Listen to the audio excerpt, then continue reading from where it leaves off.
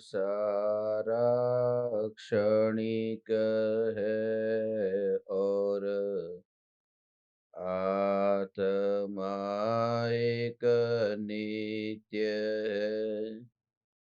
आत्मा का अनुभव बस एकमात्र नित्य है। कहन राज को कर नमन, करो महान यह काज। आप्त ज्ञान की प्राप्ति है, मंगलमय सुख साज।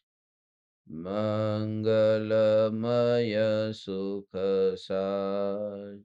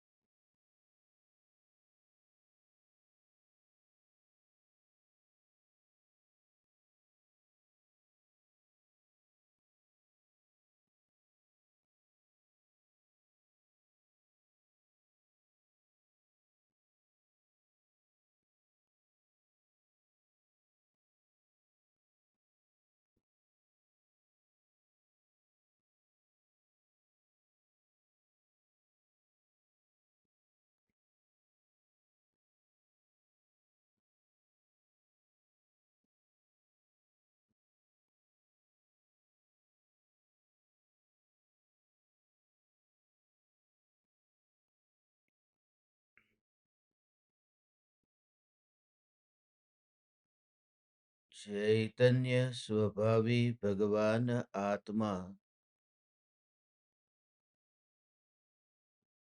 स्वयं ही चैतन्य समयसार है।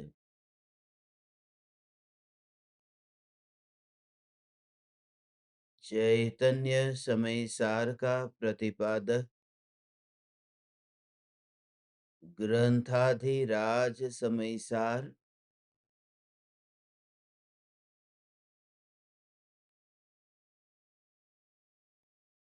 कर्म का बंधन, कर्म की सत्ता और कर्म का उदय, इन तीनों का स्वरूप समझाकर उन्हें नवीन कर्मों के बंधन का कारण नहीं है, यह सिद्ध करता है। ज्ञानी निराश्रव है। ज्ञानी को अबंधक दशा प्रकट हुई है। ज्ञानी उदय के अनुसार विचरण करते हैं। इसका अर्थ यह नहीं है कि ज्ञानी कमजोर है। उदय अनुसार विचरण करना ये तो तीर्थंकर परमात्माओं के भी पाया जाता है। तीर्थंकर परमात्मा भी एक क्षेत्र से दूसरे क्षेत्र में विहार करते हैं। विहायो गति नाम कर्म के उदय से तीर्थंकर परमात्मा का भी विहार होता है। आकाश के एक प्रदेश से दूसरे प्रदेश की यात्रा यह अहितकारी नहीं है, क्योंकि सिद्ध अवस्था की प्राप्ति होती है तब तो मध्य लोक से आत्मा लोक के अग्रभाग पर विराजमान होता है, तब एक समय में 7 राजू की गति करता है। 7 राजू विहार करके लोक के अग्रभाग पर विराजमान होता है और जिस समय वह गति करता है उस समय आत्मा में एक भी कर्म बंधा नहीं है, क्योंकि समस्त कर्मों का नाश तो यही हो गया, तभी तो सिद्ध अवस्था प्रकट हुई। सम्यक दृष्टि का जो विहार है, उनका विचरण है, वो विचरण आत्मा के लिए अहितकारी नहीं है। सम्यक दृष्टि को निराश्रव कहा है, अबंधक दशा कही है, क्योंकि जो कर्म उदय में आते हैं, उन औदयिक भावों को उन्होंने अनदेखा कर दिया है। जितना उदय को हम अनदेखा कर देते हैं, उतने ही औदयिक भाव निर्जरा को प्राप्त होकर वे भाव से आत्मा मुक्त होता है। जरा विचार करो कि पार्श्वनाथ मुनिराज जब आत्म ध्यान में लीन थे और जब उन पर उपसर्ग हो रहा था तो कर्म का उदय तो आया, मगर क्या उन्होंने उदय की ओर देखा था? उदय की ओर देखते तो नया बंध होता। वे तो अपने आत्मा के ध्यान में ही लीन रहे और अंतर मुहूर्त में फिर उन्हें केवल ज्ञान प्रकट हुआ। उनकी ओर हम देखते हैं क्योंकि हमारी दृष्टि उदय की ओर है। जब हम बाहुबली मुनिराज के दर्शन करने जाते हैं, श्रवण बेलगोला जाते हैं, गोमटेश्वर बाहुबली के दर्शन करते समय बाहुबली के सामने हाथ जोड़ते ही पहले ही ये भाव आता है, कैसे बाहुबली, कि देखो उनके शरीर पर ये बेलें लिपट गई, फिर भी वे 1 साल तक एक ही जगह पर खड़े रहे और हिले नहीं। कैसी है उनकी तपश्चर्या। महिमा आती है बाहुबली मुनिराज की, मगर यह महिमा नहीं आती कि ये जो 12 महीने तक बेलें लिपट गई है, उस समय बाहुबली मुनिराज ने उन बेलों की ओर देखा था या फिर त्रिकाली ध्रुव ज्ञायक देव की ओर। ऐसा कौन सा तत्व है कि जिस तत्व की ओर दृष्टि करने पर ये कर्म के उदय की ओर से दृष्टि हट ही जाती है। कोई बड़ा सम्राट भी आ जाए तो भी जो अपने आसन से उठे नहीं, कोई भी मेहमान अपने द्वार पर आए तो भी उनके लिए उठे नहीं, तो ऐसा कौन से काम में वह व्यस्त था कि वह उठा नहीं। हम मेहमान होकर कहीं जाते हैं और कहीं से यदि हमें प्रेम और वात्सल्य नहीं मिलता तो दोबारा नहीं जाते, कि वो जो मेजबान है जिनके घर पर हम गए वो अपने काम में व्यस्त है, और जो अपने काम में व्यस्त है जिनके पास में उतनी ही फुर्सत नहीं है कि मेहमान जो द्वार पर आए हैं उसका स्वागत करे, तो मेहमान होकर के फिर दोबारा उस द्वार पर जाने का भाव नहीं आता। ये दशा जो है वो कर्म के आश्रव और बंध की है, कि कर्म का आश्रव और बंध होता है तो भी ज्ञानी की दृष्टि उनकी ओर नहीं जाती। ज्ञानी उन्हें अनदेखा कर देते हैं।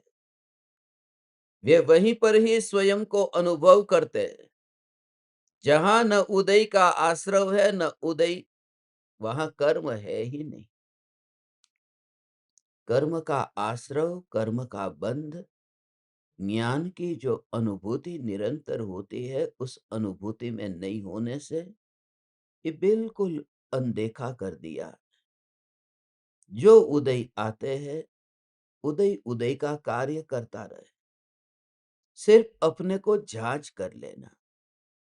जो पानी नदी का बहता है उसे तो बहने देना, क्योंकि तुम न उसे रोक सकते हो न बहा सकते हो।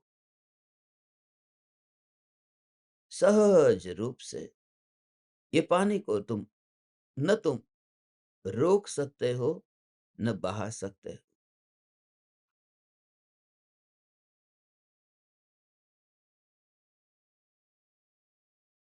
सिर्फ इतना हो सकता है, एक बार अपनी जांच कर लो।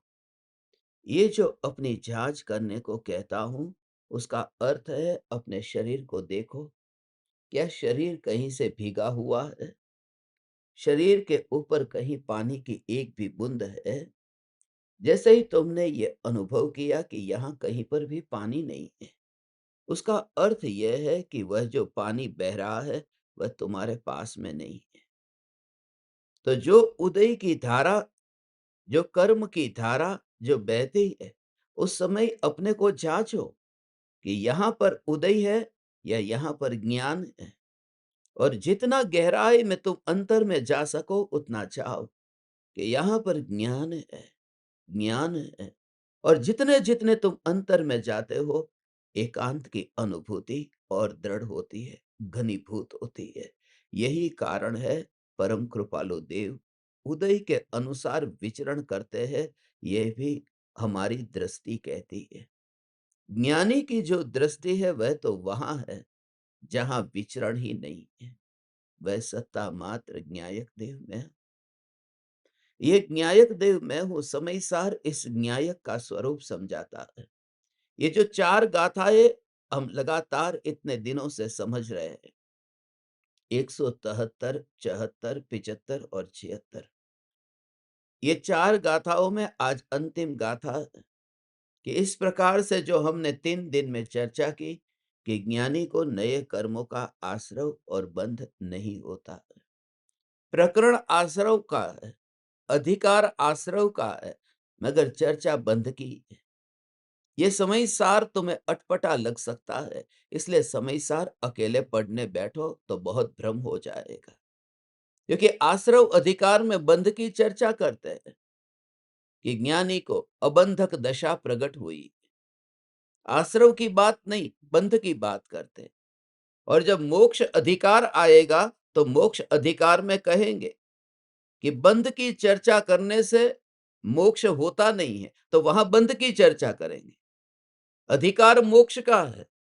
तो समयसार ग्रंथ ऐसा जटिल है, यदि तुम उसके गहरे भाव को न समझ पाओ, और प्रत्यक्ष सत्संग उसके लिए महा उपकारी है, क्योंकि आचार्य कुनकुन देव तो हमारे सामने नहीं है। मगर इस ग्रंथ को समझने के लिए थोड़े दिन पहले ही मैंने अखबार में पढ़ा था, एक आदमी ने YouTube पर से वीडियो निकाल करके खुद का ही अपेंडिक्स का ऑपरेशन करने के लिए शरीर में वो चाकू लगाकर काट करके YouTube में से वीडियो देख देख करके ऑपरेशन करना चाहा। मर गया थोड़ी देर में, क्योंकि उसके लिए विशेषज्ञ चाहिए। उसके लिए तुम्हें अपने हाथ से वहां पर तुम करने बैठोगे, वो काम नहीं होगा।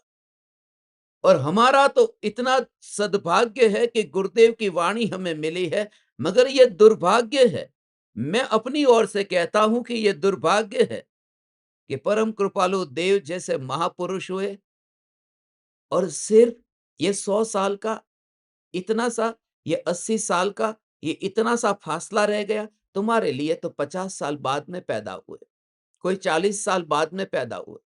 क्योंकि कृपालु देव 1901 में, सन 1901 में कृपालु देव का देह परिवर्तन हुआ। तो अनंत काल की ये भव भ्रमण की यात्रा के बाद ऐसे महापुरुष से सिर्फ इतना ही फासला रह गया।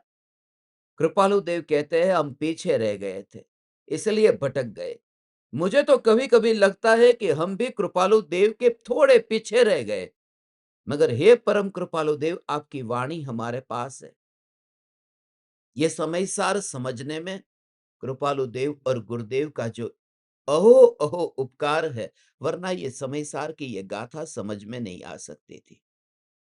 ज्ञानी का निराश्रव स्वरूप जो है कि ज्ञानी को कर्म का आश्रव और बंध नहीं होता है, क्योंकि ज्ञानी जहां वास करते हैं वहां जानन जानन जानन धारा है, और वहां ज्ञान की अनुभूति है, वहां अभेदता है। इसलिए ज्ञानी को शरीर में वेदना होने पर भी, ज्ञानी को बाह्य संयोगों में प्रतिकूलता होने पर भी अंतर के चैतन्य की आराधना छूटती नहीं है। कोई भी ज्ञानी उनको मना नहीं करेंगे। वो ये नहीं कहेंगे क्षणिक राजा को कि ये सांप डालना बंद करो, मैं अभी आत्म ध्यान में लीन हूं। नहीं, जो स्वरूप में स्थित है, ऐसे ज्ञानी उदय को रोकने नहीं जाते। वे सिर्फ अपने को जांचते रहते हैं, क्योंकि जितना महत्व दिया, दुनिया में कहते हैं कि जिसे तुम्हें दूर करना है उसकी ओर तुम्हें देखना होगा। जिस शत्रु को हटाना है उस शत्रु को अच्छी तरह से देखो, कहीं गोली इधर उधर न लग जाए। उस पर ऐसा निशाना तुम रखो कि सीधी गोली उसके ऊपर लगे, क्योंकि उसे खत्म करना है। मगर यहाँ की विधि कुछ और है। यहाँ कर्म को नष्ट करने के लिए कर्म को नहीं देखना है। यह कर्म को नष्ट करने के लिए कर्म जिसमें है ही नहीं उस स्वरूप को देखना है। और ये महान कला है। देखो, 176वीं गाथा, आज ये 4 गाथाओं का समापन हो रहा है।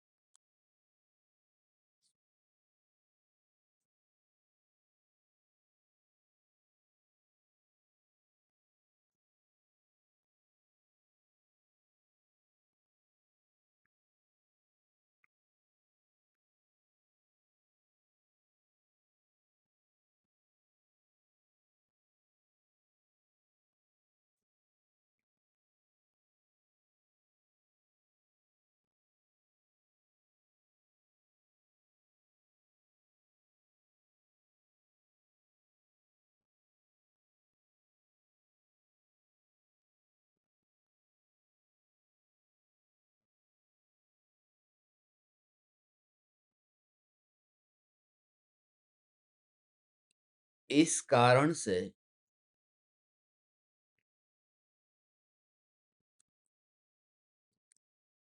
सम्यक दृष्टि को अबंधक कहा है, क्योंकि आश्रव भाव के अभाव में प्रत्ययों को बंधक नहीं कहा है। ये समापन रूप ये गाथा है। आज फिर से चारों गाथाओं का जो अर्थ है उसे समझेंगे तो और स्पष्ट होगा।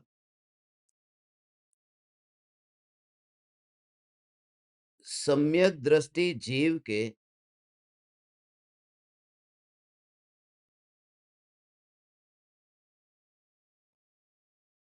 पूर्वबद्ध समस्त प्रत्यय अर्थात द्रव्याश्रव सत्ता रूप में विद्यमान है। वे उपयोग के प्रयोग अनुसार कर्म भाव अर्थात रागादि के द्वारा नवीन बंधन करते हैं, नवीन बंध करते हैं। ये कहा कि उदय में आया और उसकी ओर ध्यान गया तो बंधेगा, और सिर्फ ध्यान जाने से भी नहीं, उपयोग गया और उसमें फिर उपयोग को जोड़ा, राग द्वेष किया तो फिर नया कर्म बंधेगा। निरूप भोग्य होकर भी वे प्रत्यय जिस प्रकार उपभोग्य होते हैं, उसी प्रकार 7-8 प्रकार के ज्ञानावरणादि कर्मों को बांधते हैं। जब वे उदय में आते हैं और जीव उन्हें भोगता है, तो फिर नए कर्मों का बंध होता है। यदि जानता है तो नया कर्म नहीं बनता है, और उसका कर्ता भोक्ता बनता है तो नया कर्म बनता है। फिर तीसरे दिन दृष्टांत दिया था। पहले दिन का याद रखने के लिए आपको खाली इजी पड़े, तो उसके लिए सिर्फ इतना लेना है,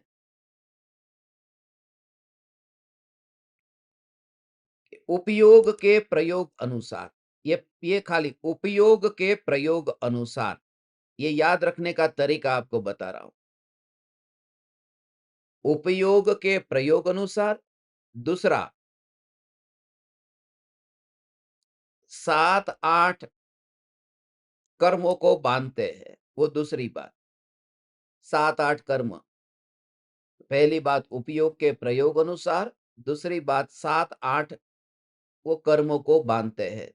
अब हर बार बताने की जरूरत नहीं है, कि 7 का मतलब वो आयु कर्म को छोड़ करके 7 और आयु कर्म सहित लो तो 8। और तीसरा में वो बाल स्त्री, बाल विवाह की जो चर्चा की थी, बाल स्त्री युवती होगी, तरुण स्त्री होगी, उस समय भोगने में आएगी, और भोगना हो तो भोगे, न भोगना न भोगे। तो तीसरी गाथा में खाली बाल स्त्री का दृष्टांत, बस वो आपको अपने आप याद आ जाएगा।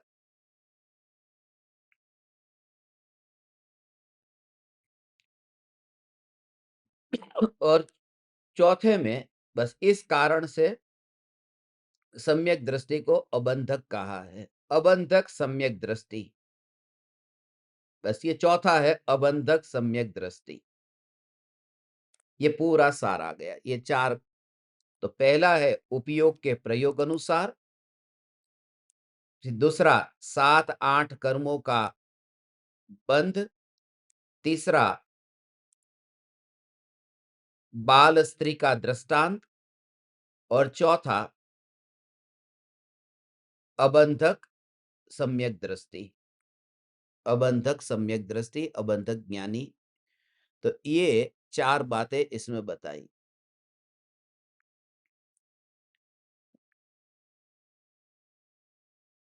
इस कारण से सम्यक दृष्टि को अबंधक कहा है, क्योंकि आश्रव भाव के अभाव में। अब इसमें जो बात खास समझने जैसी है, 3 प्रकार की कर्म की जो अवस्थाएं हैं, बंध, सत्ता और उदय, ये 3 अवस्थाएं। आत्मा में पहले से ही अनंत कर्मों का बंध है, अनंत कर्म बंधे हुए हैं। वो सत्ता में पड़े हुए हैं। तो वो सत्ता में पड़े हुए कर्म नए कर्मों को लाते नहीं हैं। जो नए कर्म आत्मा में आते हैं और आकर के बनते हैं, वह भी बंधन कराते नहीं हैं। और जो उदय में आते हैं, उससे भी कोई बंध होता नहीं है। तो 3 बात हुई इसको समझने के लिए,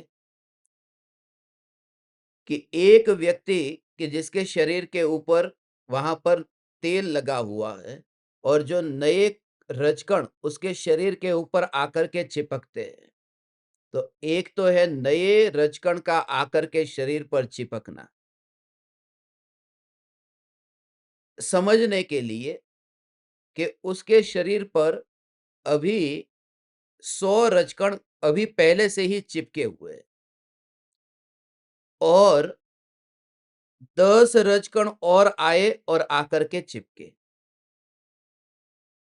तो जो 10 रचकण नए जो आकर के चिपके हैं, वो 10 की वजह से ये चिपकना हुआ है। वो कर्म जो 10 आकर के चिपके ने, वो उनकी वजह से ये चिपकना हुआ। ये पहली बात। जो बंधे, वो बंधने वाले जो परमाणु है, उनकी वजह से ये बंध हुआ। ये पहली बात। दूसरी बात कि वो 10 की वजह से नहीं बंद हुआ, कि ये 100 जो पहले से पड़े हुए थे, उन्होंने उस 10 को लाया। क्योंकि जैसे कहते हैं ना कि रुपया रुपये को खींच कर लाता है, ऐसे ही ये कर्म कर्म को खींच कर लाते हैं। तो 100 रजकण जो पड़े हुए हैं, उन्होंने उस 10 को बांधा। और तीसरी बात कि वो जो 100 रजकण पड़े थे, उनमें से 10 खाली हुए, 10 शरीर में से अलग हुए, और इस वजह से नए 10 आकर के चिपके। ये तीसरी बात। पहली बात यह है कि जो 10 परमाणु, 10 रजकण शरीर में आकर के चिपके, उसको कहते हैं बंध, जो बंधने वाले हैं। और दूसरी बात है कि जो 100 पहले से ही पड़े हुए हैं, उनकी वजह से 10 कर्म आकर, 10 रजकण आकर के चिपके। और तीसरी बात है कि 10 खाली हुए, इस वजह से 10 आकर के चिपके। ये तीनों कारण गलत है। भले 100 रजकण अभी है, मगर जो 10 आकर के चिपके हैं, उसका मूल कारण उस व्यक्ति के शरीर पर जो तेल है, वह तेल ही मुख्य कारण है। ये रजकण की कोई भी अवस्था उसमें कारण नहीं। तो ये जो नए कर्म आकर के बनते हैं आत्मा पर, वो कर्म कर्म के कारण भी नहीं बनते, पहली बात। माने बंधन का कारण नहीं है। बंधने वाले जो कर्म हैं, उसकी वजह से बंध हुआ, ये कारण नहीं। दूसरी बात, सत्ता में पड़े हुए जो 100 कर्म हैं, वह भी नए कर्म को बांधते नहीं। और तीसरी बात, कि जो उदय में आकर के जो खिल रहे हैं, उसकी वजह से नए कर्म आ रहे हैं, ऐसा भी नहीं। असली कारण ये चौथा है, कि जो मोह राग द्वेष के जो भाव है, और ज्ञानी के लिए मोह तो रहा नहीं, इसलिए राग और द्वेष के जो भाव है, उन राग द्वेष के भावों के कारण नए कर्म आत्मा में आते हैं और चिपकते हैं, माने बनते हैं। तो यहाँ पूरी तरह से वह सिद्ध करना चाहते हैं कि आत्मा का अपना राग द्वेष का भाव ही नए कर्मों को बांधता है। अब ज्ञानी को जो राग है, वह राग इतना सूक्ष्म राग है कि वह उदय के अनुसार जो राग का भाव आता है, ज्ञानी की श्रद्धा का हस्ताक्षर उस राग के ऊपर नहीं होता है। इसलिए सहज रूप से आत्म स्वरूप में लीनता होती है। ये सहज रूप से स्वरूप में स्थिरता होती है। ये लगता है निर्विकल्प अनुभूति कठिन है। वो तो हम कठिन है, इसलिए अनुभूति कठिन लगती है। हमारे अंदर इतना कषाय अहंकार का भाव है, इसलिए अनुभूति कठिन लगती है। सत्य यह है, सुबह सुबह जो तुम्हें चाय मिलती है, वो चाय मिलना जितना कठिन है, उतनी अनुभूति कठिन नहीं। लगता है कि अरे ये चाय तो मिल गई आसानी से। नहीं, चाय मिलने के लिए बहुत सी चीज चाहिए। उसके लिए शक्कर चाहिए, उसके लिए चीनी, वहां पर उसके लिए चाय चाहिए, चाय पत्ती चाहिए, दूध चाहिए, पानी चाहिए, आग चाहिए, बनाने वाला चाहिए। ये सारे निमित्त वहां पर एक साथ में कहां-कहां से लाओ? जरा विचार करो, आप रास्ते से यात्रा कर रहे हो और बीच में ही आपकी गाड़ी खराब हो गई और आप वहां पर हाईवे पर खड़े हैं और उस समय आपको चाय चाहिए। तो उस समय वो चाय कितनी, कि कहाँ जाऊँ? इधर जाऊँ, उधर जाऊँ, जाने के लिए कोई साधन नहीं है, जेब में पैसे बहुत है। बहुत बार ऐसा होता है ना, करोड़पतियों को होता है कि पैसे जेब में है मगर चाय नहीं मिलती। उमराला में आते हैं तो उमराला में हम चाय बनाते नहीं, वीगन है, तो वहाँ पर दूध वगैरह लाते ही नहीं है। अब उनके पास में करोड़ों की संपत्ति है, मगर वहाँ बिना चाय के रहते हैं तो पैसे से चाय नहीं मिलती। और ऐसे लोग थोड़े दिन पहले जिनकी पेडर रोड पर मृत्यु हुई थी, 15,000 करोड़ की पार्टी थी, मगर पानी पानी करते हुए मर गया, पानी नहीं मिला। हमेशा उसकी गाड़ी में पानी की बोतल रहती थी, उस दिन ही बोतल नहीं थी। तो वो पानी के लिए भी कितना चाहिए, कि अरे एक साथ में कितना महापुण्य का उदय उसको चाहिए, उस समय पानी की एक बूंद उसे मिले। एक साधारण व्यक्ति भी मरता है तो 10 लोग उसको पानी पिलाने वाले पास में रहते हैं। और इतने बड़े करोड़पति को पानी पानी करते करते देह छूटा, कोई पानी की एक बूंद भी उसे नहीं मिली। और जिंदगी भर कितना पाप इकट्ठा करके उसने ये धन कमाया था, जो एक पानी के लिए भी उसे साथ न दिया।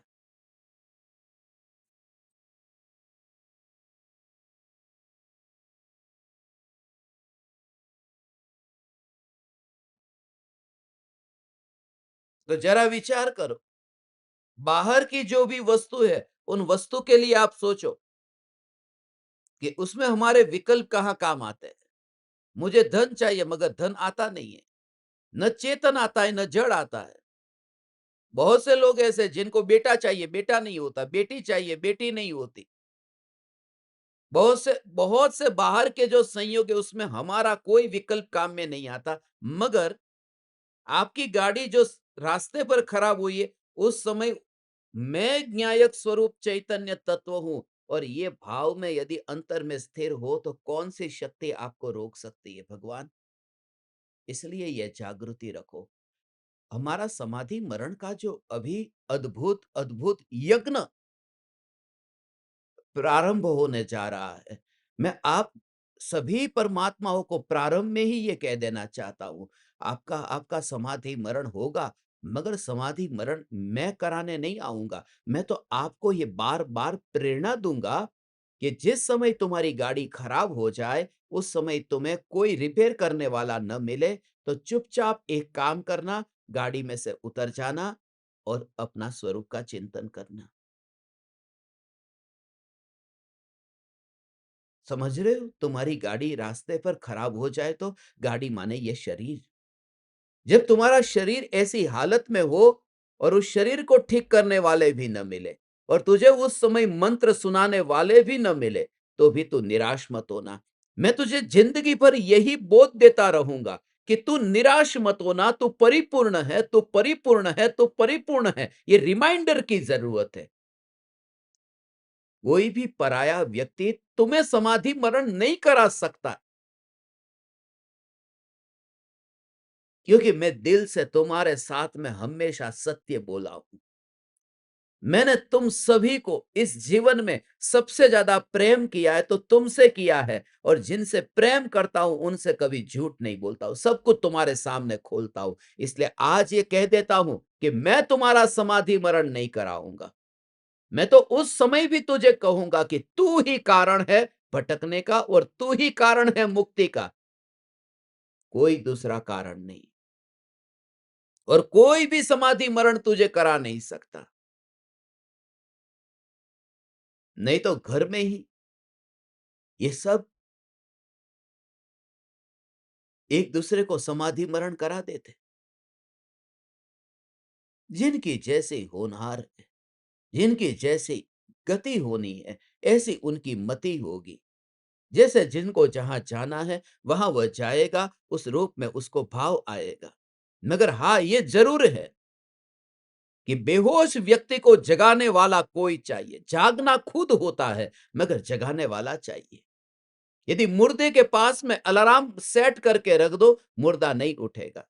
मगर जिंदा व्यक्ति यदि नशे में हो तो उसे जगाने वाला जरूर चाहिए। जागेगा अपनी शक्ति से, मुर्दा नहीं जाग सकता, मगर जगाने वाला चाहिए। और यह भी वर्तमान के भाव है। मैं नहीं जानता कि तुम्हारी मृत्यु के समय मैं तुम्हारे पास रहूंगा। मैं नहीं जानता कि तुम्हारी जब मृत्यु होगी तब मैं जिंदा होऊंगा। मैं नहीं जानता कि तुम्हारी मृत्यु के समय मुझे अभी जो भाव है वो उस समय रहेंगे।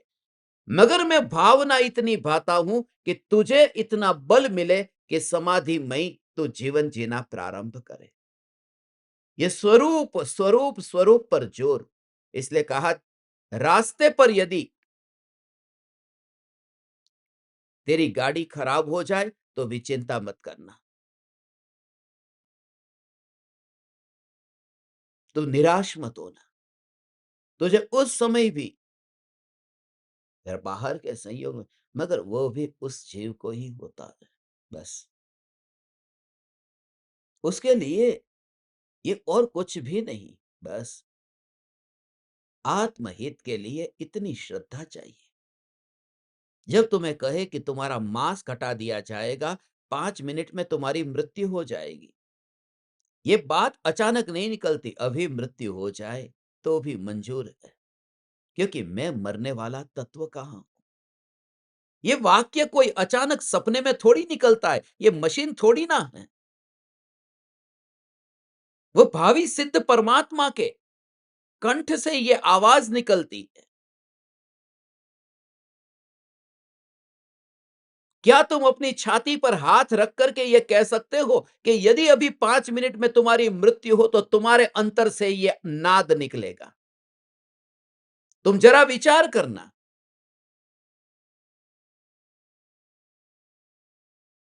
उसके लिए सत्संग और प्रत्यक्ष सत्संग का सानिध्य चाहिए।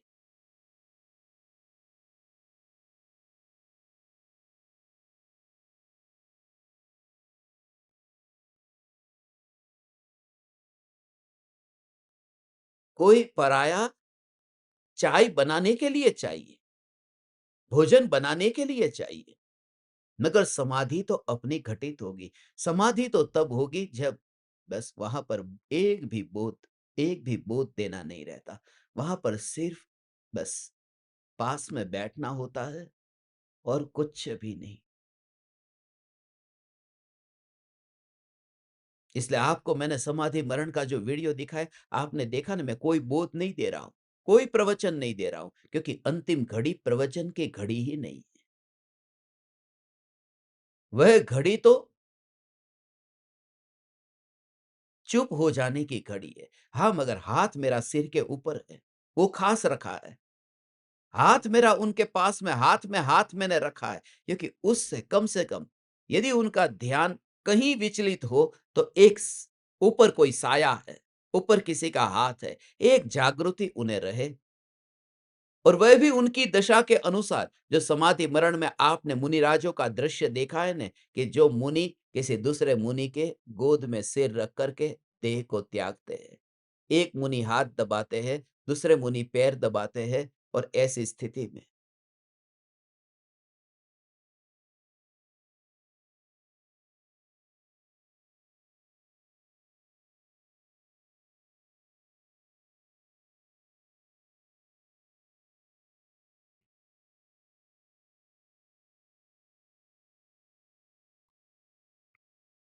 ये बात इस भव की नहीं है।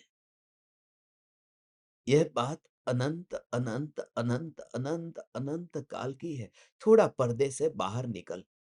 इस देह के पर्दे से बाहर निकल करके इस देह के पर्दे से बाहर तो जा, तो तुझे अपनी नित्यता का एहसास होगा और पता चलेगा कि ये तो खाली काम चलाऊ बात थी। खाली ये थोड़े समय के लिए ही ये काम चलाऊ बात थी। ये कुछ समय की ये ज़िंदगी थी जो बस बोलने की बात थी, बस उसमें तो मैं हूँ ही नहीं। परमाणु को परमाणु के स्वभाव से देखने की कला ज्ञानी में प्रकट हुई है, इसलिए वो देह को तो ठीक नहीं कर सकते, देह से दृष्टि तो हटा सकते हैं, देह को नहीं हटा सकते। जब तक आयुष्य का उदय है, तुम क्या करोगे? देह को कुछ नहीं कर सकते, देह को कुछ नहीं कर सकते, सिर्फ इतना तो हो सकता है न, देह में परिवर्तन नहीं ला सकते, सिर्फ इतना हो सकता है, देह से दृष्टि हट सकती है। राग में कुछ परिवर्तन नहीं ला सकते, मगर राग मैं नहीं हूँ, ये तो हो सकता है। समुद्र की तरंगों को रोका नहीं जा सकता, मगर तैरना तो सीखा जा सकता है ना। वो तैरने की कला ही समाधि की कला है। प्रत्येक ज्ञान दीपक समाधि पूर्वक जिएगा और समाधि पूर्वक ही मरण को प्राप्त होगा, मगर आज्ञाकारी, मगर पूर्ण रूप से आज्ञाकारी, अपनी ओर से एकमात्र रंच मात्र। क्योंकि जो व्यक्ति, मैं यदि कहूं कि आज स्मशान में सत्संग होगा, जी प्रभु, जी गुरुदेव, आप जहां कहेंगे, यदि कहूं कि आज गजपंथा के शिखर पर होगा या फिर आज अंजनगिरी में होगा, पांच पहाड़ पर होगा, अगला सत्संग यहां पर होगा और आज 1 घंटे का नहीं 2 घंटे का होगा, उसका कारण है, ठीक है, ठीक है, ठीक है। और उसी से ही वह दशा तैयार होती है कि तो मरने वाला तत्व नहीं है, ठीक है। आप जो कहते हैं अब मैं विचार करता हूँ, मैं मरने वाला तत्व नहीं हूँ। बिल्कुल ही ध्यान की गहराई में जब तुम जाओ, तब तुम इतने अंतर में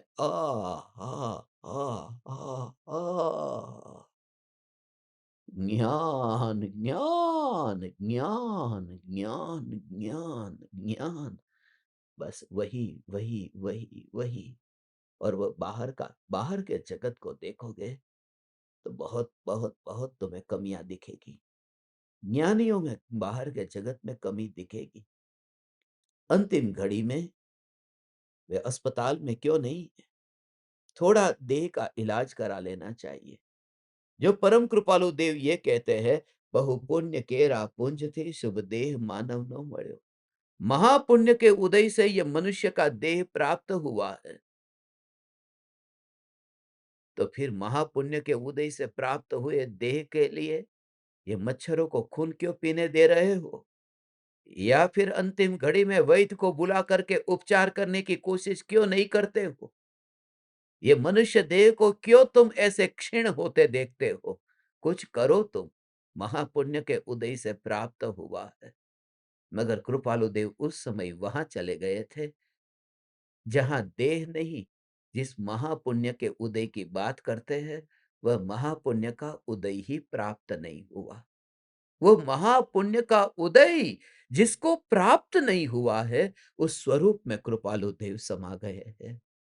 you just feel the connection. उस आत्मा के साथ में तेरा देह भी साइड में पड़ा रहे, कृपालु देव का देह भी साइड में पड़ा रहे, और उस आत्मा से मिलन कर। वह कृपालु देव की मौन भक्ति है। हे चैतन्य परमात्मा, ये कृपालु देव की मौन भक्ति है। खाली सुनना नहीं, मगर अंदर से वो हो। ये तीन तीन तीन तीन तीन तीन तीन लोक का नाथ परमात्मा और ये शरीर के साथ में कृपालु देव से मिले। ओ हो। हे परम कृपालु देव, यहाँ बुद्धि नहीं आएगी, यहाँ मन नहीं आएगा, यहाँ काया नहीं आएगी। ये सब आपका अनादर है। हे परम कृपालु देव,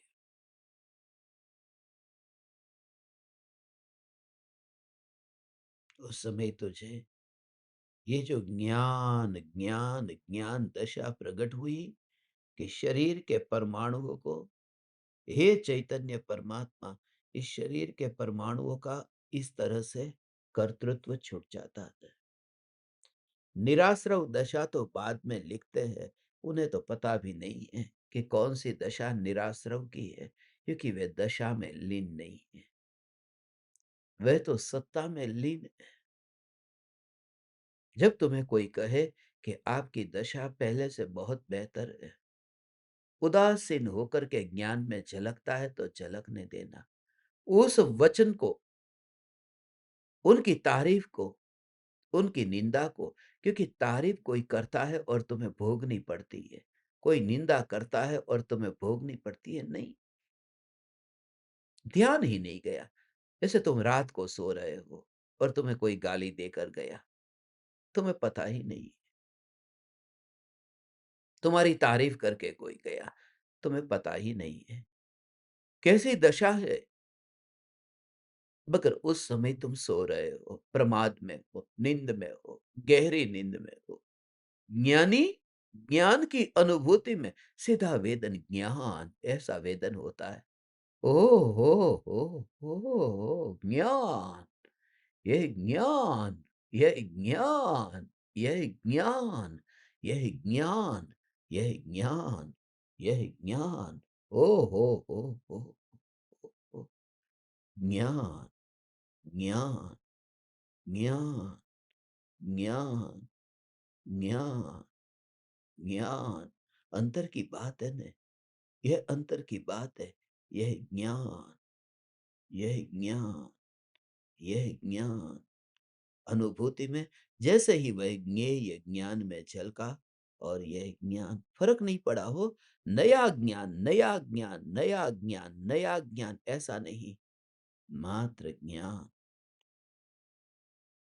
गाली बढ़ती गई, गाली गाली बढ़ती गई, मगर बढ़ती गई गाली में भी बस यह जागृति, क्योंकि यह अनुभूति ज्ञान ज्ञान ज्ञान ज्ञान ज्ञान ज्ञान ज्ञान ज्ञान, उसका भाव ये समय सार में, हे तीन लोक के नाथ परमात्मा, इसका भाव ऐसा है, ऐसा इसका भाव है।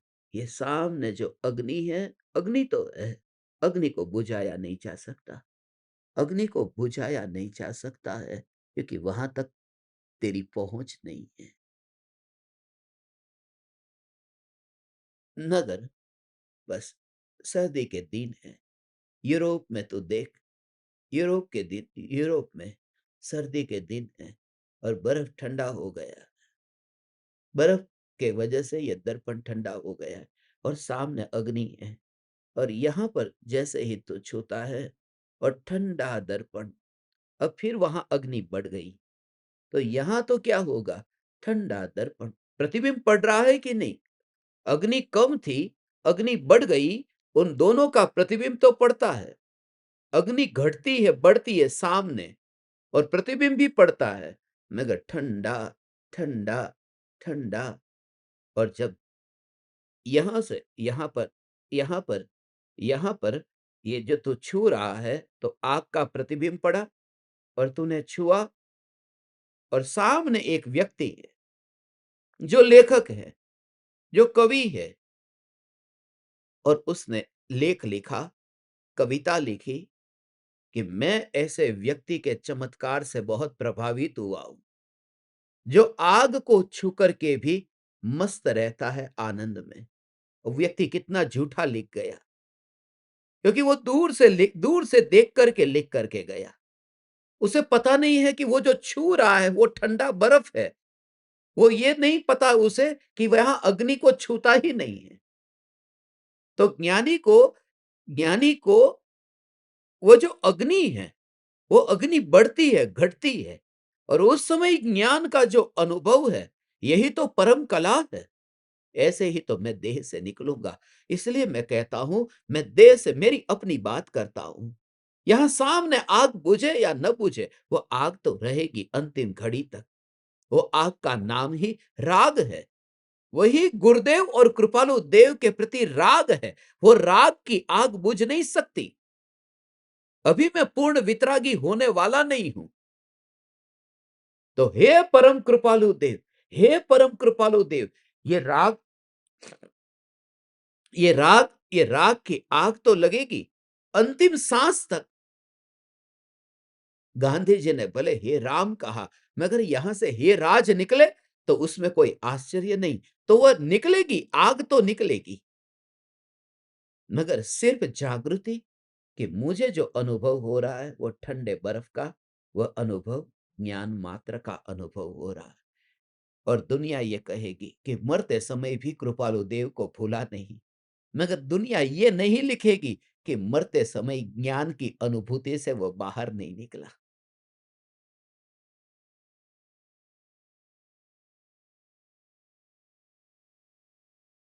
तो ये भाव आता है, कृपालु देव के प्रति भाव आता है। प्राण प्राण कृपालु देव को प्राण देने का भाव आता है। प्राण देने का मतलब क्या है? यही तो है। ये रहा, बस ये रहा। देहादि आज थी, तो देहादि में क्या आया? देह आया, वचन आया, मन आया, आयु, श्वासोश्वास, ये सारे प्राण, ये रहे। और इसी का नाम राग की आग है। ये आग लगती है और ये प्रेम निस्वार्थ है। यहाँ चमड़ा बीच में नहीं आता। तूने पत्नी को बहुत बार बोला होगा, तेरे लिए जान देने को तैयार हूं, मगर उसमें गहरे में वासना छिपी है। उसमें तेरी अंदर का लोभ छुपा हुआ है। कुछ उससे तुझे मिला है, मगर मुझे वह तो मिले नहीं। मगर ये खोया हुआ स्वरूप, ये भूला हुआ स्वरूप याद आ गया। हे परम कृपालु देव, हे परम कृपालु देव, आपकी अनहद करुणा, फिर भी आप निराश्रव है। हे गुरुदेव, आपकी निष्कारण करुणा, हजारों घंटे तक समय सार की पुकार, 19 बार भर सभा में पुकार, ये आग तो आपको भी लगी ऐसा दिखाई देता है, मगर आप अपने ज्ञान में ही स्थित है। ऐसा महापुरुष सिद्ध शिला पर विराजमान होता है। हे ज्ञान दीपक, ऐसे ये जागृति प्रति समय ज्ञानी को समझने का प्रयास करो कि ज्ञानी वहां नहीं है जहां तुम देखते हो। फिर दूसरी बात दूसरी बात ये है कि उनसे उनके अनुभव में वह जा नहीं सकता। उनके साथ अनुभव करने। ये राग के भाव की बात कही हूँ, राग के भाव को आग कहा है। कृपालु देव को आग नहीं कहा। माने इतना फासला यहाँ दिखता है, वो राग जो होता है, उस राग में फासला दिखता है। राग तो होता है, मगर उसे इग्नोर कर देना। इग्नोर तब होता है जब अनुभूति होती है। ये आग के प्रति तो विरोध करना कब बंद करेगा? आग, आग, आग, आग, आग, इतना तो तू बोलता रहेगा तब तक जब तक तू दर्पण को छू नहीं लेता। जिस समय तूने दर्पण को छू लिया, उस समय से तू आग का विरोध नहीं करेगा। क्योंकि दर्पण को जब तक नहीं छूता, तब तक तो लगता है कि अरे आग के नजदीक मेरा हाथ जा रहा है। अभी मेरा हाथ दूर है। अभी फिर मैं थोड़ा पास में लेता गया। ये अभी जल जाऊँगा, अभी जल जाऊँगा, अभी जल जाऊँगा, अभी जल जाऊँगा, तो ये भय है। मगर जैसे ही छुआ कि अरे! यहाँ तो दर्पण है, तो अब भय रहा नहीं। छूने पर ही भय छूटता है, छूने पर ही वह विकल्प छूटता है। इसलिए तू ज्ञान की स्पर्शना ऐसी कर कि तुझे विकल्प न रहे कि यहाँ परम कृपालु देव। इसलिए मैं परम कृपालु देव का रागी नहीं। दर्पण को हाथ में लेकर के बैठने का ये ठेका मैंने नहीं लिया कि सामने आग नहीं लगनी चाहिए। ये ठेका मैंने नहीं लिया। ये कोई मेरा अधिकार नहीं है कि मैं दर्पण को पकड़ूं तो सामने आग न लगे। यही ज्ञानी की दशा है कि ज्ञान में ज्ञान की अनुभूति हमें रियलाइज होती है, तो राग का भाव वहां हो या न हो ये हमारे हाथ में नहीं है। कर्म का उदय है और हमारी दशा ऐसी है, इसलिए ये भक्ति का भाव आता है।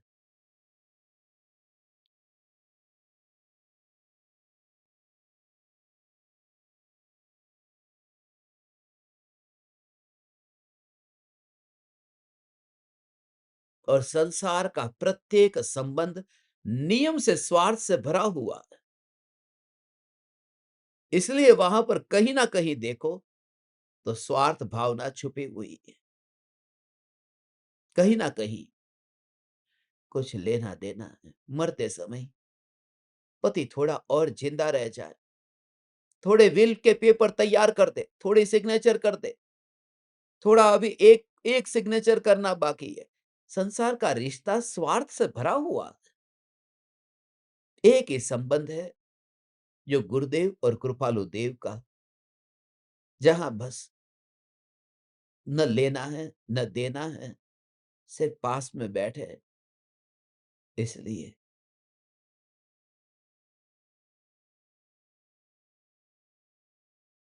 ये देखना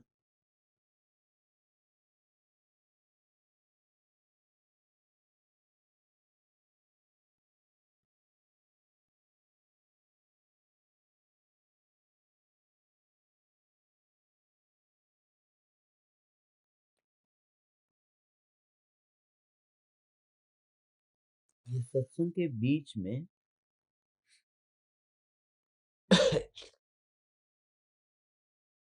चालू सत्संग में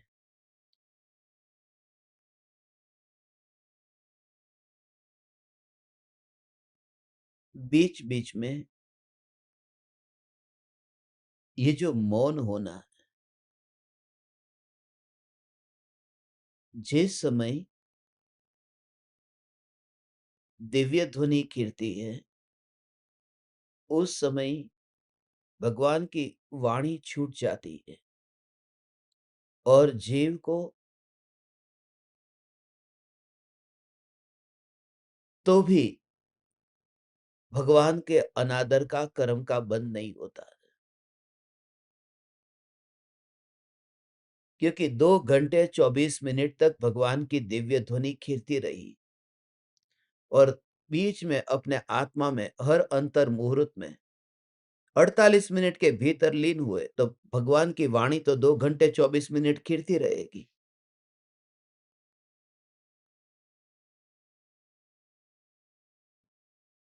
और गणधर तो सुनते नहीं है, क्योंकि वो आत्मा के ध्यान में लीन हो रहे। लीन होंगे तो वाणी सुनाई कहाँ देगी? मगर फिर भी तीर्थंकर का आदर हो रहा है। वह आदर है क्योंकि जिस लक्ष्य से उन्होंने वाणी सुनी थी, वो प्रयोग में आ रहा है। इसलिए हे चैतन्य परमात्मा, आप किसी भी समय, कैसी भी स्थिति में हो, तुम्हें वाणी यदि तुम न सुन पाओ तो भी चलेगा। मगर उस समय तुम अंतर में जाओ। ज्ञान, ज्ञान, ज्ञान, उस ज्ञान के अनुभव में। विषयों की वासना के विकल्प में उलझे हुए व्यक्ति को ज्ञान की ये सूक्ष्मता समझ में नहीं आती, क्योंकि वासना इतनी है, ज्ञान की सूक्ष्मता कैसे पकड़े? मगर होगा। उसी के लिए तुम्हारे पास आने वाला हूँ।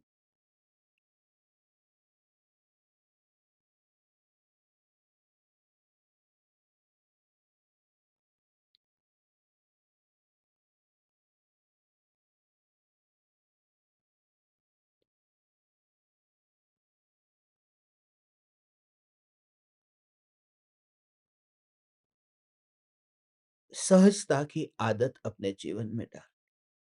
सहज, सहज, सहज, सहज। और यही धर्म है।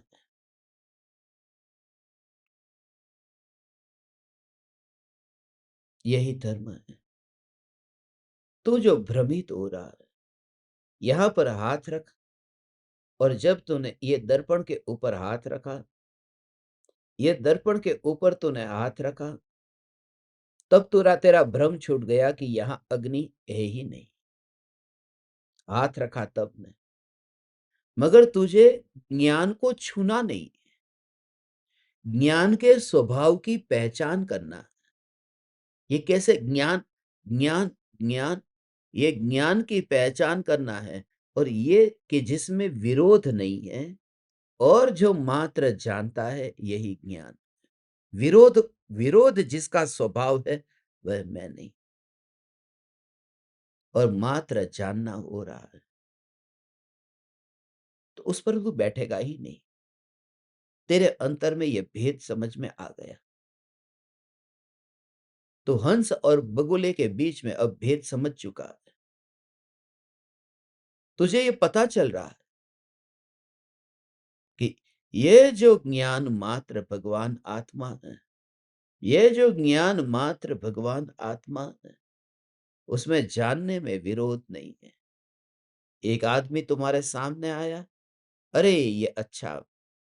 दूसरा आदमी आया, अरे ये बुरा। तो उसमें ये अच्छा और ये बुरा, ये जो भाव आया है, वो भाव से अलग कुछ ऐसा हुआ है जो मात्र जानना हुआ है। और उस जानने को सहज कहते हैं।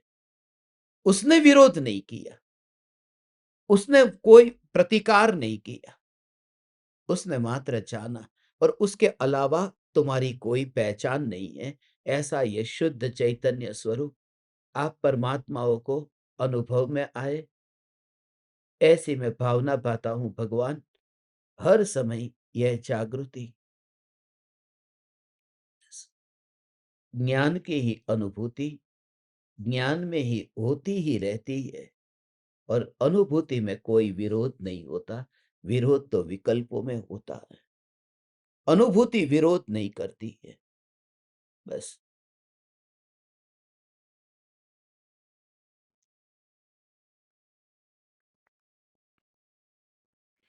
यही ज्ञान है। बिल्कुल ऐसा ही अनुभव, यही ज्ञान है, यही ज्ञान है, यही ज्ञान है, जहां तरंग नहीं है। और तरंग नहीं है यह भी नहीं। यह ज्ञान है, यह ज्ञान है, यह ज्ञान है, यह ज्ञान है। और यही मैं। अब तू जहां पर भी रहे, तुझे छूट है। जो भी ज्ञेय जल के छूट है, सिर्फ जागृति रहे। मैं ज्ञान मात्र, चैतन्य समय सार, चैतन्य समय सार, चैतन्य समय सार।